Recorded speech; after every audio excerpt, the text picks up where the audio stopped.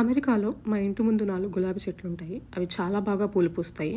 ఆ పూలను నేను తెంచి గుళ్ళో దేవుడికి ఇచ్చాను. దేవుడికి అలంకరించాము. మా గృహప్రవేశం రోజు దేవుడికి మాలలు చేసి వేశాము. తర్వాత చాలా రకాలుగా వాడాను. ఇంకా చాలా ఎక్కువ ఉన్నాయి. అవి రాలి కింద పడిపోవడం ఎందుకని వాటిని కలెక్ట్ చేసుకొని ఆరబెట్టుకొని ఆ పెటల్స్ని మనము ఇంట్లోకి అవసరమైనప్పుడు వాడుకోవచ్చు అని కలెక్ట్ చేసుకున్నాను. ఫస్ట్ కలెక్ట్ చేసుకున్నప్పుడు కార్డ్బోర్డ్ బాక్స్లో పోసి ఇంట్లోనే పెట్టాను. అవి 10 డేస్లో మంచిగా డ్రై అయిపోయాయి.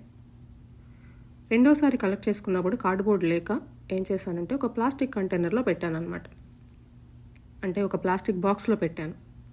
అప్పుడు ఏమైనాయి అంటే కార్డ్బోర్డ్లో ఉన్నవి మంచిగా డ్రై అయిపోయాయి, ప్లాస్టిక్ బాక్స్లో ఉన్నవి కుళ్ళిపోయాయి. నాకు అప్పటి వరకు తెలియలేదు. ఓన్లీ ప్లాస్టిక్ బాక్స్ ఒక్కటే డిఫరెన్స్, ప్రాసెస్ అంతా సేమ్.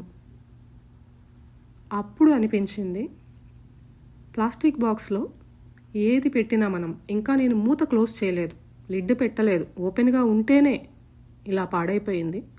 అలాంటిది మనము చాలా ఫుడ్ ప్లాస్టిక్ బాక్స్లో పెట్టి ఫ్రిడ్జ్లో పెడుతుంటాము, ప్లాస్టిక్ బాక్స్లోనే వేడి చేసుకుంటూ ఉంటాము. అప్పుడు అనిపించింది నాకు, మనం తింటున్న ఫుడ్ ప్లాస్టిక్ బాక్స్లో పెట్టుకున్నది ఇలానే పాడైపోతుంది కదా. అలానే కూరగాయలు తెచ్చుకుంటాము, అలానే ప్లాస్టిక్ కవర్లో పెట్టి ఫ్రిడ్జ్లో పెట్టుకుంటూ ఉంటాము. ఫ్రెండ్స్, ఒక్కసారి ఆలోచించండి. ఇది నేను రియల్గా చూసి ఆశ్చర్యపోయాను. అప్పటి నుంచి నేను సాధ్యమైనంత వరకు ప్లాస్టిక్ బాక్సులు వాడడం మానేశాను. ఏ ఫుడ్ని ప్లాస్టిక్ బాక్స్లో స్టోర్ చేయట్లేదు. అన్ని గ్లాస్ బౌల్స్లో, స్టీలు పప్పు డబ్బాలు స్టీల్ బాక్సెస్లో పెట్టుకుంటున్నాను. మీరు కూడా ప్లీజ్ ప్లాస్టిక్ బాక్స్లో ఫుడ్ స్టోర్ చేయకండి. ప్లాస్టిక్ కవర్స్లో కూరగాయలు అవి ఏవి స్టోర్ చేసుకోకండి.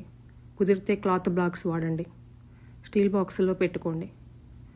Please share this video with all your friends and family. Please follow me in my Instagram and YouTube. Thank you for your support.